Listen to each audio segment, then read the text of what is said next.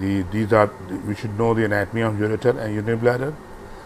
We should know the basics of diagnosis, and we should know the general concept of disease and how they clinically manifest and how to stage and how to treat the disease. First of all, we start with the ureteric growth. The ureter, as you know, is a retroperitoneal structure, and it's situated here, and start here at the renal pelvis, and it goes posterior to the renal vessels here. You can see here, and it goes down. Again, it goes posterior to the gonadal vessels here, and it crosses the main vessels anteriorly. You can see here, and then it goes in the pelvis, and here lie different here is going inside the bladder. So it have got different narrowing. The PUJ is the first narrowing you can see here. Then it crosses the vessels here, another narrowing, and third narrowing is over here, fifth over here, and sixth lower down at the intramural part. You must know the tumor of the ureter are mostly malignant, and they are of transition cell type, and usually it happen in the old age, 60-70, and more males is twice than the females, and then the 60% occurs around the lower ureter, and usually associated with the renal pelvic TCC. Risk factor of urothelial tumor are almost same. The tobacco smoking, industrial element. There are certain profession like the motor mechanic, people dealing with dye, the people with the coloring, they are more likely to get this disease. Symptomatology that include the hematuria, and is most common, seen in 80% of cases. And this ureteric growth are symptomatic very late, they are usually advanced, Sometimes it is associated with gross hematuria, and sometimes if it is bilateral, it may be associated with the anuria also. But usual presentations sometimes are due to the metastasis, bone, lungs, and liver. And urine dearrhyval hematuria, cytological examination of the urine can get some idea about type of the malignancy and maybe diagnostic. And different investigation that include IVU, CT urogram, retrograde palligraphy, and I will show you a retrograde, and where you can appreciate the goblet sign, and then CT scan sometime can differentiate between the non-opaque stone, and the another investigation may include chest X-ray, CT scan, and bone scan.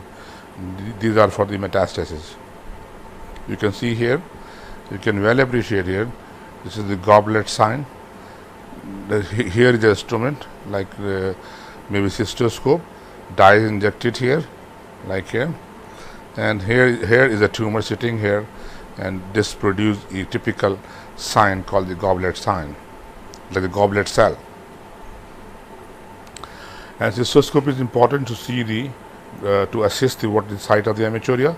Then, as I shown already, the retrograde palligraphy and ureteroscopy is the test in order to know from where the tumor is arising. The differential diagnosis include the non-opaque calculi of the ureter, blood clot, and extensive compression by the retroperitoneal masses.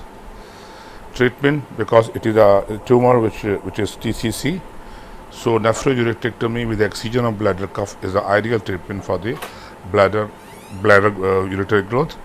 And sometimes if it is a low stage, then you may do the segmental ureter resection with end-to-end anastomosis. And after the definite treatment, surveillance cystoscopy should be done lifelong, because there are much higher chances of the bladder growth in association with the ureteric growth. The next topic is the tumor of the bladder, which is another part of the urothelium.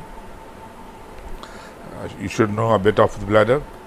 As you can see here in the diagram, The bladder is a retroperitoneal structure. It have got the strong muscles there, the peritoneum covering over here, and then the fibrous tissues over here.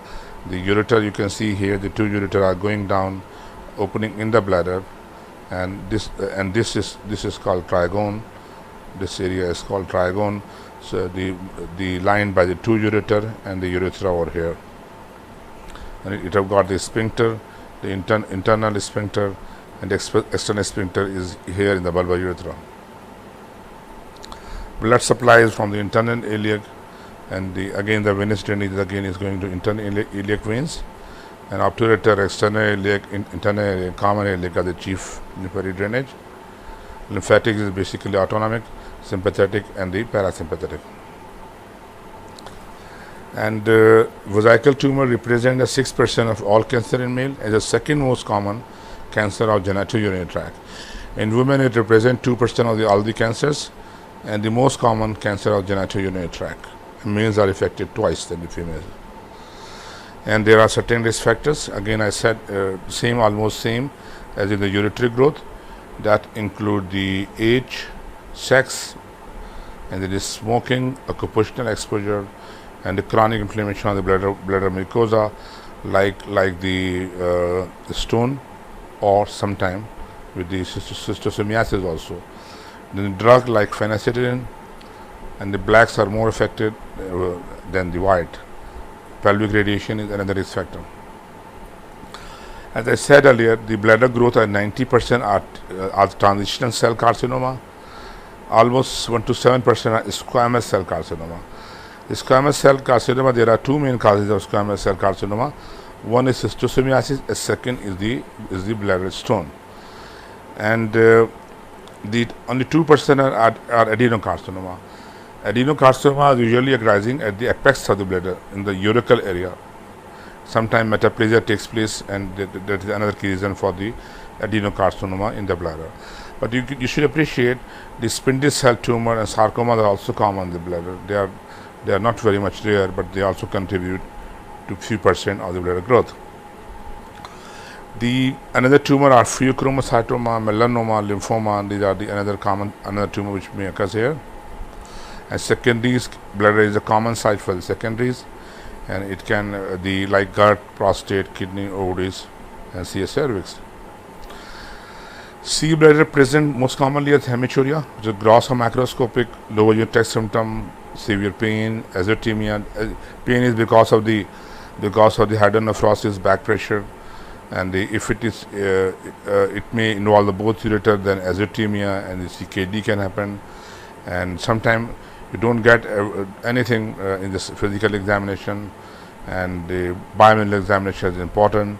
PR may sometimes reveal a tumor, especially if it is invaded the outside the bladder. And for the diagnosis, you have to do the urine DR for the hematuria, urine cytology to see the neoplastic cells, the ultrasound again sometimes see the bladder growth, IVU, CT urogram, MRI, and cystoscopy. Here you can see the bladder growth. You can see well here. I will show you. I will demonstrate you here. Here this is the bladder IVP. You can see well both the kidneys here. These are the bladder growth, and you can see this filling defect. This is bladder growth. Appear in the full bladder as filling defect. MRI sometimes diagnose. You can see again the filling defect here in the MRI, another diagnostic test. Cystoscopy, the wonderful picture you can see here. How did the growth looks like? This is one of the carbon presentation.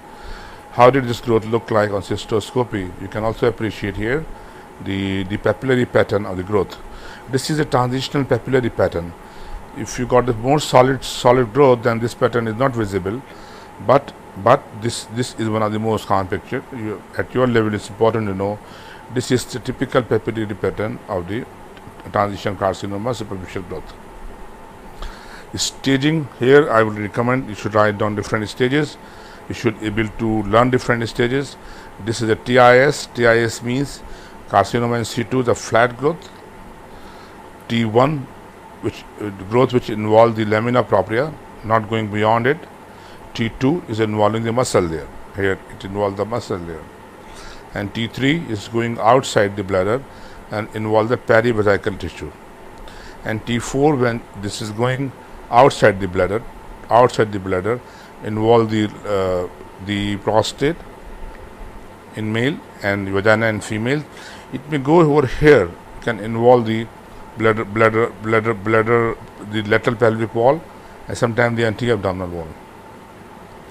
Now you can go into detail, like the T2 can divide into T2A and B by virtue of this is again histological diagnosis by involving the inner and the outer muscular layer, and the again T3 is A and B by virtue of the microscopic and macroscopic involvement of the perivesical tissue, and this I describe the nearby structure if involved, then T4A. If it go to the pelvic wall and anterior wall, this is T4B. Similar repetition over here. This is then a TNM. Apart from the T, it also covers the lymph node. You can see N1 is the metastasis in a single group of lymph node, and N2 in a group of lymph node below the common iliac bifurcation, and N3 in the common iliac artery. And regarding metastasis, M0 no metastasis, and M1 means distinct metastasis seen.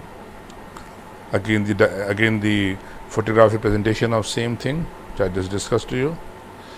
It can spread directly into the detrusal, the ureteric orifice, prostate, urethra. As I said earlier, this direct spread.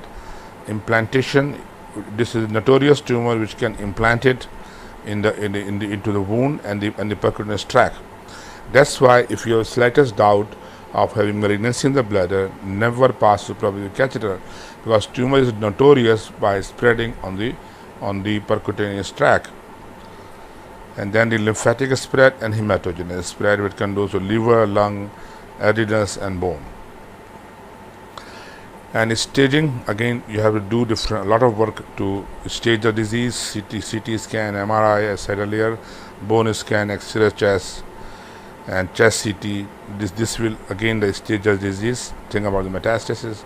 These are the various tests which should be done to know that exactly stage before you plan for a possible surgical intervention. Now we are at treatment side. If there are two main principles, if do not invade the muscular layer, that is no T2, then TURBT is only the treatment option with surveillance. If the tumor had already invaded the muscle layer, that is T2, then we have to do the big surgery called radical cystectomy with urine diversion. Okay. In male, we are going to take out the bladder, prostate, seminal vesicle, pelvic lymph nodes are all dissected out and removed. In female, the uterus, the urethra, and the anterior vaginal wall is removed. This is the TURBT. You can see the growth is over here. This is the growth. This is the growth. Another way of expressing it. And when the TURP is done, you can see here already been taken. The all bladder growth was taken out. This is called transurethral resection of bladder tumor. And a bit about the radical cystectomy. You can see this much, as already told you, the bladder, prostate, and if possible urethra. It should be seminal vesicle. They all are removed along with the lymph node, and sometimes if the spreading up to the urethra, we have to do the urethrectomy also. In female, this is called anterior pelvic exentration or eventration. Here we take out the bladder along with the urethra and meatus, along with the uterus, cervix, and anterior vaginal wall. You can see this much should be taken out in the female. This is called anterior pelvic exentration. Regarding advanced bladder growth, you have to do radiotherapy, chemotherapy, and adjuvant chemotherapy. If it is metastasis, again we have to rely on the chemotherapy and radiotherapy. A view to see what about the 5-year survival rate. If it is T1, then this around good 60 to 80% 5-year survival rate, and survival rate goes down as the disease advances. You can see here this T2A it is 50-55, and then T3 is 30-40, and if it is T4, only 60 to 35% chance of the 5-year survival rate. So as the disease advances, the survival will be minimized. You can see now this is the conclusion. You can think about low grade superficial tumor can be controlled by the transurethral surgery and by the intracavity chemotherapeutic agent.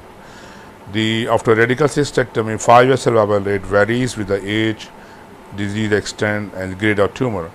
There are various complications of diversion, that is the pyelonephritis, hydronephrosis. They also influence the outcome. Thank you very much.